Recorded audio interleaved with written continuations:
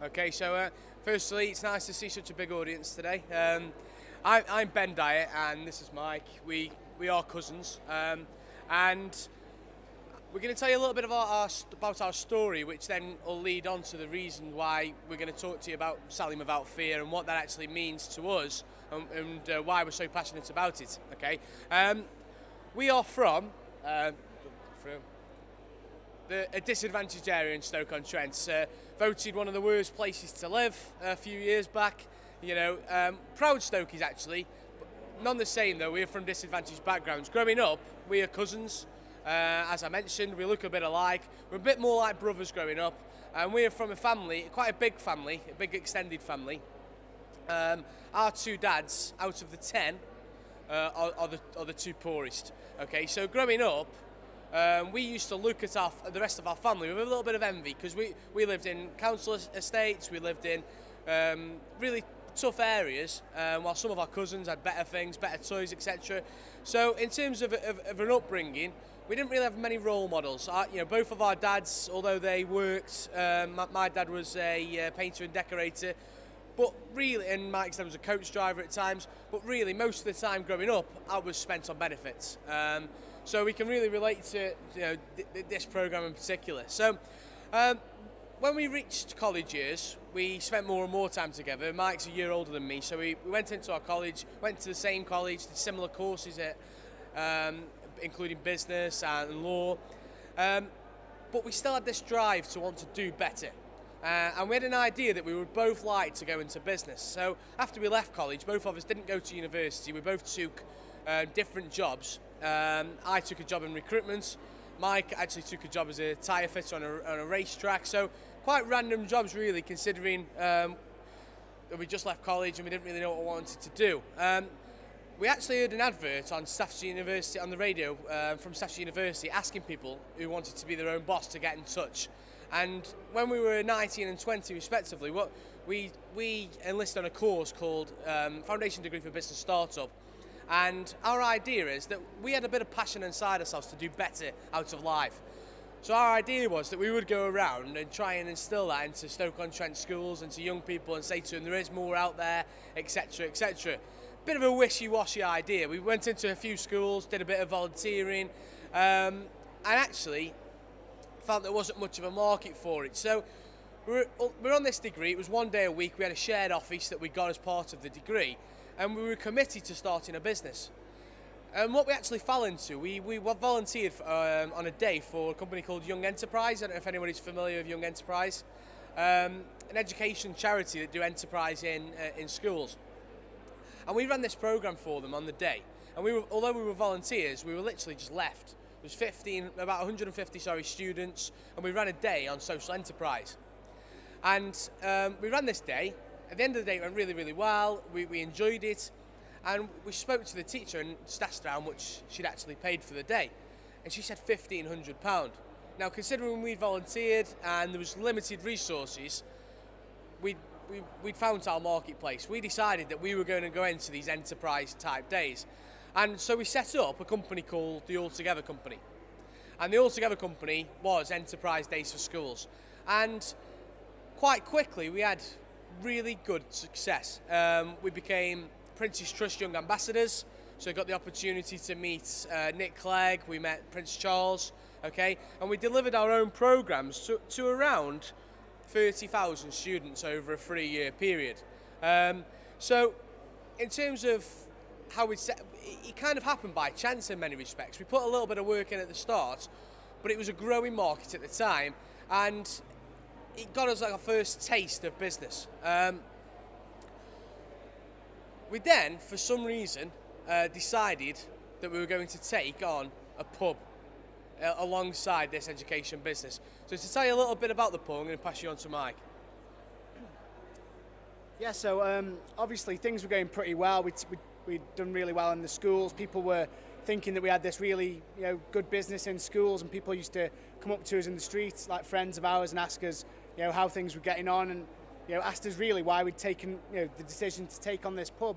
I think it came from a passion of mine and Ben's in the early 20s, which was drinking, and we used to go out at the weekends with all of our friends, and we just thought the amount of money we're ploughing into these pubs, we may as well have one of our own, because we're going out in large groups and things like that. So we saw a market. We asked around a few pub companies, and one came up within literally a week. So without even thinking about it, we took on this backstreet pub in the middle of Stoke-on-Trent. And within a week, we'd gone from this pub being one of the worst in the city in terms of performance. I think they're doing around about £3,000 worth of sales a week. Within a week, we'd got that up to £7,000 a week. We had queues on Friday and Saturday nights. We had queues on Saturday afternoons, and quite literally all we were doing was, legally or illegally, we were playing the streams of football matches. So it's quite a prominent thing now. We were playing all the Premier League matches live and things like that, and we were one of the first people in the country to be doing that. And quite soon, people, everybody from the local area started coming to the pub, and the pub was too small really for what it was that we were doing. We had to turn people away all of the time, and we became almost like local celebrities in the town that we were from. People are always willing to buy you a beer. How's it going? You look like you're doing really well. You've got the schools, you've got the pub, and yeah, really, I think everybody used to look up to us in a roundabout way. But it wasn't until a few months into the business that me and Ben realised that we were actually losing money, even though we'd gone from £3,500 to £7,000 a week. I don't know if anybody knows how pub businesses work, but because we were performing better, the cost of our beer went up, the cost of our rent went up. Because we were doing so well, we had to have bouncers and entertainment and things like that. And all we'd done is we got this passion to sell, and we got ideas, and we were bringing people in, but we didn't actually sit down and do the business side of things and work out that we were actually losing money. So as we realised this, we started to try and claw some of the money back and things like that. And after 1 year of owning the pub and gradually trying to fight it, we had to both go personally bankrupt. So we'd gone from being these like local celebrities, if you like, two guys from working class backgrounds, council estates, to like failures again, if you like. And it was really embarrassing. I think the single most embarrassing thing of our lives was we had to borrow £700 to go bankrupt. Now I know that's a bit of a flawed concept in itself. When we said that we wanted to go bankrupt, we had to pay £700. So we had to borrow some money off a family member of ours, and we borrowed £700, and we both went to the court and went bankrupt. And I think for ourselves, everybody who'd been coming up to us and praising us on how well we'd done, it was really embarrassing, a personal low point for me. We both thought about going into employment and knocking the business idea on the head. But we thought we'd give it one last shot. So what we decided to do was we went back to university to top up the foundation degree that we'd got and put that into business management. And to talk you a bit more about the story from the pub onwards, Ben. Yeah, so as Mike said, it was an embarrassing time. I had a kid. He was only one, and it was a really difficult time. So we went back to university to finish our degrees, and while we were at university, over a coffee one day, we reevaluated what we wanted to do. We looked at the education market, we said, what were we actually good at? And we knew that we were good at these enterprise days. So we actually had a little bit of a joke more than anything else, and wrote down all the things that would make us stand out. So if we were going to run this company going forward, how could we improve it and be the best in the marketplace? And I know everybody always says about that, how can you be the best? Well, literally, that's all we did. And it was over a coffee, and we said, right, wouldn't it be great if every school that took part could send a team to a national finals? We said, wouldn't it be great if we could get Theo Pafitis or Lord Sugar or Peter Jones to front our programme? And we wrote all these things down, and we give it a really grand title, the National Enterprise Challenge. And we said, this is what we're going to do. And we told a few people, and I'll be honest, they must have thought we were bonkers. So I said we were going to get Theo, Lord Sugar, Peter Jones, somebody like that to front the programme. We were going to put this national finals on, and we were going to get back in the marketplace. And we started to tell people about the story, what we wanted to do, what we wanted to achieve. And one of the first people we told was Claire Young. And Claire Young came runner-up on The Apprentice a few years back, and she was a kind of a business friend of ours, and she actually loved the idea. So we were at university, we were bankrupt, but we were getting along with our degrees. We had this idea, so I told Claire Young about it, and fair play to her, she started to tell other people. So she emailed it to Peter Jones, who kindly emailed me straight back and said no, which was fair enough. At least we knew. She then got me a contact with Ryman, and I actually got a meeting on the phone with the marketing director at Ryman. Now, I was really excited about this meeting. I went to a really good place. I went to the university cafe to have the meeting on the phone, nice and loud. But for about half an hour, I pitched this idea to the marketing director. Quite pleased with myself, thought it was going well. At the end of the phone call, straight away, out of the blue, this is not for Ryman. So I thought, right, okay. But the reason I would do all of this is because people were saying, oh, how do you dare ring the marketing director at Ryman? You're bankrupt, you're at university, you know, who are you to ring this person? It's because we completely had nothing to lose. And that's where our selling without fear comes from. We had nothing to lose at all. It doesn't matter if whatever she said to me, I wasn't really that bothered. Actually, I saved a mobile number, but we'll come on to that later. So it got to the September, we'd finished our degrees, I'd done a short spell working at Young Enterprise, and we finished our degrees, and it looked as though our dream of putting this National Enterprise Challenge had finished. It wasn't going to happen this year. And that was until Claire Young texted me roughly about the 18th of September 2012 and said, Ben, I've got your Lord Sugar, I'll ring you tomorrow. I was like, well, you're not ringing me tomorrow, I'm ringing you now. So I rang her at 10 at night, spoke to her, and she said, I've got your Lord Sugar, he will do it. And I was thinking there must be a but. And there was a but. It was that he wanted a 50 grand donation to his charity, which is fair enough. So I spoke to Mike straight away and we said yes. We said we're going to do it. Don't tell me how. I don't know how we're going to do it because we've got no money. I don't know if anybody knows when you're bankrupt, a ridiculous thing in this country is you can't get a bank account. So we don't have a bank account, no business. But we told Lord Sugar, yes, we'll do it. We'll pay you 50 grand, etc. We then spoke to his agent. They wanted a £12,000 deposit. So that was next hurdle. It was a difficult hurdle. It took us till Christmas. So he's agreed to a July date. We've got no challenge, no website, no schools booked on. The most schools we'd ever sold to in a year previous was 42 schools. We did the maths and we needed at least 50, and it was now December, and we needed 50 before June because the finals was going to be in July. And we'd committed to a July national finals in London when we'd only actually been London twice. It was bonkers. Our friends and family told us it was bonkers. Every single person said, you are mad. What we did then, we actually went to the government. There was a government-backed startup loan scheme, which I don't really mention it today, but we're one of the providers of startup loans now. And there was a government, you might have heard of the startup loan scheme, but it was actually aimed at not so much people like us who've been bankrupt, but people who wanted to start a business who were young, etc. So we loaned £15,000. When I went home and told my wife I'd loaned another 15 grand after the trouble we'd been through, literally, if this hadn't worked, I wouldn't have been married. That's how serious it was. So we got the 15 grand, and actually we didn't agree the deal till something like the 20th of December. So again, reiterate, we're not going to start work on this till January now. We need 50 schools and a few sponsors, and we've got till June, and there's just me and Mike, and Ollie used to do a bit of work for us before. So over Christmas, Mike wrote the website. We persuaded a local company to do us our website on credit for 30 days. We then set about getting a little bit of an office space. We managed to secure a community centre back room for 20 quid a week, and that was on the understanding that we'd answer get the post for them, any collections, etc. And we sat in the office in January with 3 battered old laptops. Between 5 of us. We had me, Mike, Ollie, and 2 volunteers. One was my goalkeeper from Sunday football because he'd just been made redundant. I know, I shake my head as well when I think about it. And the other was Mike's brother. And what we actually achieved was 58 schools, 3 major sponsors, and our first ever finals at the Troxy in London in July 2013 with just that team. We went to all the schools, we delivered all the programmes, and the reason, I'll keep saying why we were successful, is a real simple one. We had nothing to lose but everything to gain.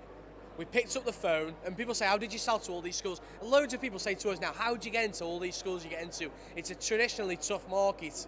We pick up the phone and we ring them. And if we can't get hold of them, we ring them again. and we tell them our story and how passionate we are about what we do. We believe we're the best. We've got some features that make us one of the best, and we just tell everybody we can. And I mean everybody we can. I've told the woman over the counter at Tesco before about what we do, because I truly believe that's the best way to get your message across, communicate it, and literally sell without fear. So where are we today? Second year, we held our first ever finals in London. We got to the July. It was like a project had been completed. We were all exhausted. We had a little bit of a fallout on the way back, in fact, over daft things. But we got back to the office the week after, and it was a bit deflating, actually. We'd worked up towards this finals. But what we made a decision was that we couldn't really pay out as a business model 50 grand again. So luckily I'd saved the marketing director's number in my phone from Ryman. So without any fear, because we'd had Lord Sugar, we'd 58 schools had taken part, we decided that we would give her a ring. And instead of worrying about what she was saying, I made sure that we did all the talking. We've had 58 schools, and this is literally how the conversation went. We've had 58 schools. We really want Ryman to get involved, because I really like Theo. I've liked him on Dragon's Den. I think he would be the perfect fit for our company. And I said to the woman, I actually think that the Ryman National Enterprise Challenge has got a fantastic ring to it. But we want to know within a week. Okay, it was 2 weeks it took, but within 2 weeks, the following year, it was going to be called the Ryman National Enterprise Challenge, and we would get a contra deal which would allow us to have Theo Pafitis as the face of our programme.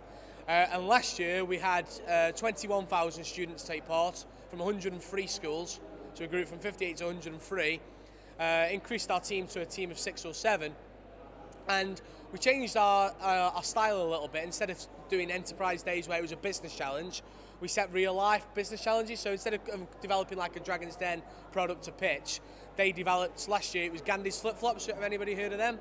So we teamed up with Rob and Paul from Gandhi's flip-flops, and we developed a new range for them. And obviously Ryman set the year 7 and 8 challenge, and it was to develop a new pencil case. So last year was a real success. On to this year, we're going to be in 160 schools. We're going to sell out this year for the first year ever. We're going to actually sell out our programmes. We've once again gone down the real life business challenge route and got Alton Towers to set one of the challenges along with Ryman, because we've decided to keep Theo. And this year, over 30,000 students should take part in the programme, and it's still not even 3 years since we've gone back. Well, it's roughly 3 years. No, it isn't even 3 years since we've been bankrupt. So yeah, over the course, hundreds of schools, Lord Sugar and Theo Pafitis.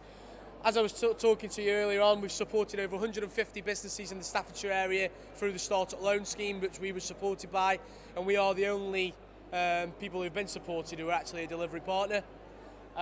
We've lent over 1 million in that time as well. And as we said, we've had national press coverage. We've been in the Sun. Thanks actually to one of the other store holders, Jessica UEPR. She looks after our PR. We've been in the Sun, the Times, a few different pieces of national press. So to talk you through a few of our tips, and we're not here to suck eggs here. I really just wanted to show you how actually you can sell if you're willing to pick up the phone and email. But to talk to you about a few of our tips, I'm going to pass you back on to Mike. Yeah, so as Ben said, from an office with 3 volunteers, just myself and Ben, which we were paying £20 a week for, just a community centre back room. In the first year, we turned over £200,000 just off, like I say, our mobile phones and 3 laptops between 5 of us. We then, in the second year, turned over 350 grand, and we're on course for £500,000 this year, again with just a team of 5 and 80-90% of the work coming through just 2 lads from council estate backgrounds, really, educationally, just run of the mill, past the GCSEs, past A levels, got degrees, but we're no Einsteins or anything like that. But the things that we've picked up on from a lot of seeing other people speak and actually trialling, selling into the schools and the pub business in some things, we've just done like 7 simple steps that we find 7 steps to selling. Okay, so the first thing that we think is really important is being clear. Why Ryman rejected us the first years, we weren't clear because we didn't have a business. When we rang them the first time, we couldn't be clear on what it is that we wanted because we didn't know what we wanted.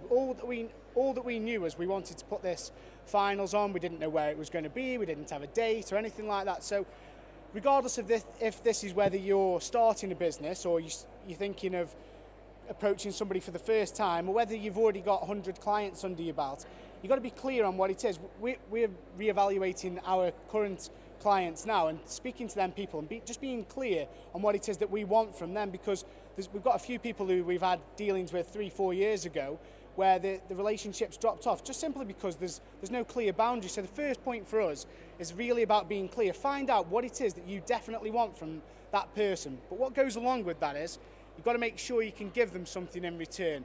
What we were giving Ryman in return was the access to these 20 and 30 and hopefully more, thousands of students every year. We were getting their brand and putting it in front of people. And we had to really get that message across. At these finals nights that we hold, we have over 1,000 people there. We've got businesses coming in. So it was quite simple, it's giving something in return. You give us Theo, and what we're going to give you in return is lots of PR. We're going to give you lots of access to these young people who are your target market for the stationery and things like that, okay? The other thing, lovely little photo there. Computer says no from Little Britain, okay? Just don't be afraid to say no. I think that's one of the really important things for ourselves, is when something isn't going to work, don't be afraid of saying no. Because when you approach these big companies and things like that, we've approached numerous ones that we haven't really touched on. We've knocked on a lot of doors, and a lot of people have been interested in working with us, but they want too much out of you for what you're getting in return. So know your limit, top and bottom. And again, we're not teaching people to suck eggs. We're just saying reevaluate these simple steps, even when you've got 100 clients on your books, or even when you're just starting out. These simple steps are things that every single speaker that we've seen and every business that we've been to do use on a day-to-day basis. Be an expert in your field. Okay, so what me and Ben are really passionate about is schools. You know, bringing people on, people with no aspirations. That's why, you know, we've spent the last 7 years going into schools all up and down the country. But we know the education market inside out. You know, I don't traditionally read things, but anything about education we'll read. We'll come to events like this. We swat up, we be nerdy, we make sure we know everything that we need to know about the education market. But going back a point, you have to make sure as well that you're an expert in the person that you want to speak to's business. It's pointless us going to Ryman and not understanding what they're looking for out of their business. It's pointless us going to Alton Towers and these kind of businesses if we don't know what it is they're looking for. So we've got to make sure that we're an expert in our own business, but we're also an expert in the other person's business. Just talk you through the other 3 points. Just going to pass you over to Ben. Yeah, okay, so the next one I personally feel is important is collaboration, especially in the education market. We've tried, sometimes successfully, sometimes unsuccessfully, to work with a lot of our competitors. We've tried to collaborate with numerous different people within the field, and sometimes it's worked really well, sometimes it hasn't, but it's a great way of getting out there to, again, it's not teaching people to suck eggs, but it's a great way of working together, whether that be we're in the process at the minute of writing a few bids because we're a not-for-profit organisation, for funding, and we're doing that with other organisations, but it's a great way of getting out there a little bit quicker. And again, good example of that is that Claire Young, really. She actually decided against being a joint partner in what we were trying, the National Enterprise Challenge, but it could have been a collaborative approach, but she actually ultimately set the business up of getting Lord Sugar. The one that I'm most passionate about, ironically, is the next one, which is passion. I think if you're not passionate about what you're selling, whether that's on the phone, face-to-face, in any kind of medium really, if you're not passionate and that doesn't come across, then how the hell is anybody who's buying off you or going to do a deal with you going to buy into what you're doing? And that's what we always say to our telephone guys. There's, when we've got our tele sales team, they've got to be as passionate as we are about what we're doing. And we reinstill that message every single day pretty much to our team. We say, remember why we are doing this. And we're doing it because we really care about the young people that take part in our programs. So if they get that, they ultimately do really well for us on the sales front. Next one is also confidence. Again, these sound so basic, and I've seen loads of people talk about stuff like this, but being confident, whether that's face-to-face or in a meeting. The woman at Ryman, when I rang a second time, I was so much more confident because I had belief in what we were doing. was so much more confident speaking to her. I knew exactly what I was going to say. I wasn't afraid of speaking to her. I built that confidence. So whether that's teaching your sales staff to be a bit more like that, or face to face being a bit more confident, be proud of what you do. Whatever it is you do, just be proud of it. Otherwise, really, you shouldn't be doing it at all. And finally, linked to the saying no, really, is the art of haggling. Get my words out. We get a bit of stick off some of our regular clients now, namely Staffordshire University, because they always say that when we go in for a deal with them, it'll be more. We actually get more than what we came in for and asked for at the beginning, and it's because we're not afraid to actually put back on them a little bit. And like Mike said, sometimes it might be a case of saying no, or sometimes it might just be a case of haggling. It's simple as that, saying, look, actually, we need this, and this out of the deal. But that comes from all the other points beforehand. If you're passionate, if you know your market, know exactly what you want to get out of the deal, then this can become quite simple. Always push for that a little bit more. We do it for schools all the time. We're looking at deals for them, trying to put upsell to them, etc. And it's all a form of haggling, really. What can we get out of you? So there are seven steps that we find useful when we're selling. I hope you've kind of enjoyed our story a little bit, and if anybody has got any questions, feel free to ask.